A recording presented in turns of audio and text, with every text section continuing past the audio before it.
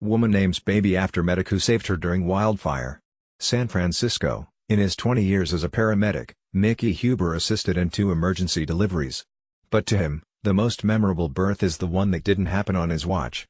Huber was helping people evacuate from the terrifying wildfire that tore through on November 8 when he heard on the scanner about a pregnant woman going into premature labor. Anastasia Skinner's baby wasn't due for another month, but she began to feel contractions as she grabbed her mother's 2 dogs and raced to escape the fast-moving blaze.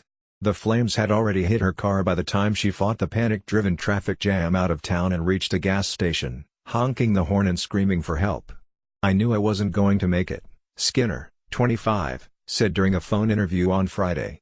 "I called my husband and told him goodbye, tell all the kids I love them and make sure they remember me." A motorcyclist who saw Skinner in distress flagged a police officer who helped her move to the back seat of her Honda Pilot. Several women who were stuck in the traffic jam brought her blankets and pillows. A retired fire chief came to her aid and someone requested a helicopter to airlift her to the hospital.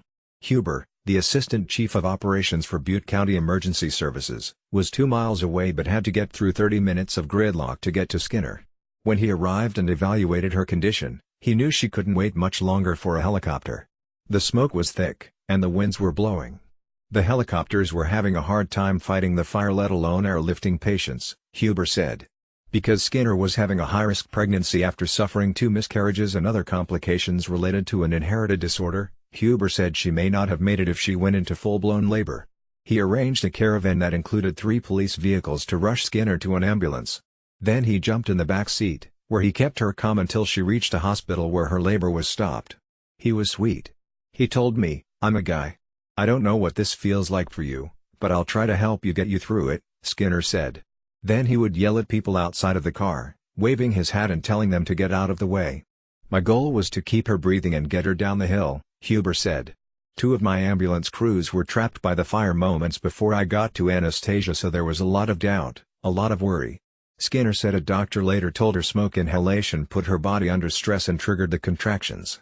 On December 12, more than a month after the fire began, Skinner gave birth via C-section to a full-term, healthy girl and named her after the man she believes saved her life. "She's a blessing in every way, including what happened at the campfire," she said about her daughter, Zolmicki Skinner. Skinner and her husband, Daniel, have 3 other children, ages 8, 6 and 4. After getting Skinner to the ambulance, Huber helped with the mass evacuation until the next day. He said he was shocked and honored when he learned the baby was named after him.